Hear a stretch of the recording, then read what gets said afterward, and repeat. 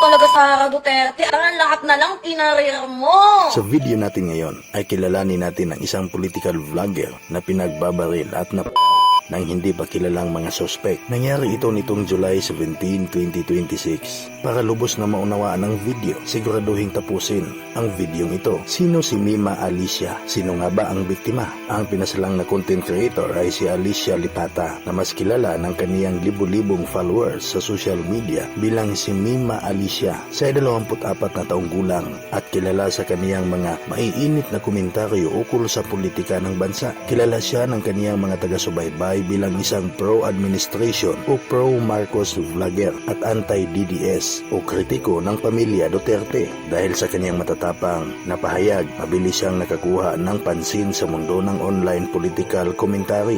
Ngunit ang kanyang boses ay tuluyan ng napatahimik sa isang marahas na paraan. Paano nga ba nangyari ang krimen? Ayon sa opisyal na ulat ng Northern Police District o NPD at ng Caloocan City Police, naganap ang insidente madaling araw ng Biyernes, Hulyo 17 o July 17, 2026, bandang alas 3 ng umaga. Kakarating lang umano ni Alicia at ng kaniyang live-in partner na si Nelboy Luz, na kilala rin sa alias na Tapong o Nelboy, sa harap ng kanilang inuupahang bahay sa Tierra Nova Subdivision, Barangay 171, Caloocan City. Ipinark ng magkapareha ang kanilang sasakyan sa gilid ng daan. Bumaba ang kaniyang partner upang buksan sana ang gate ng kanilang bahay nang biglang sumulpot ang dalawang armadong sospek na nakasakay sa isang motorsiklo o riding in tandem.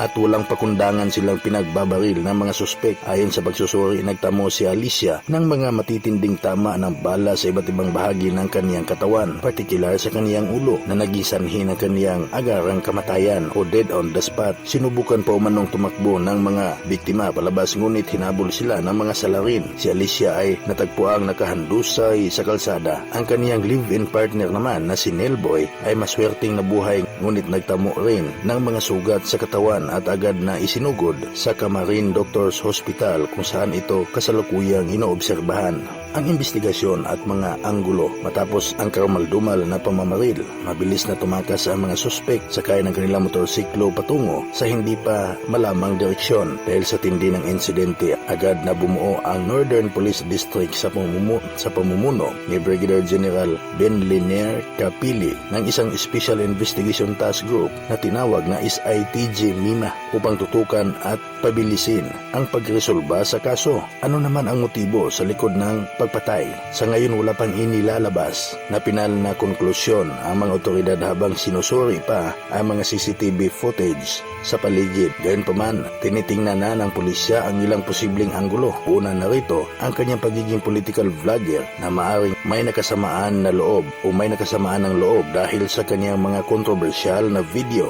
Ikalawa, tinitingnan din ang kanilang negosyong buy and sell, kung may kinalaman ba ito sa personal na atraso. Nagbabala naman ang pulisya sa publiko na huwag munang magkalat ng espekulasyon habang gumugulong pa ang investigasyon. Ang pagkamatay ni Mima Alicia ay nagdulot ng malaking hapis at galit sa kaniyang mga taga-suporta na ngayon ay sumisigaw ng hustisya sa social media gamit ang hashtag na Justice for Mima Alicia. Muli nitong binuhay ang diskusyon ukol sa kaligtasan ng mga content creators at political commentators sa ating bansa. Kayo mga ka-vlogger, ano ang inyong saloobin sa trahedyang ito? Iwanan ang inyong mga komento sa ibaba. Huwag kalimutang i-like ang video na ito, mag-subscribe sa ating channel at i-share ang balitang ito para sa karagdagang updates. Maraming salamat sa inyong panonood.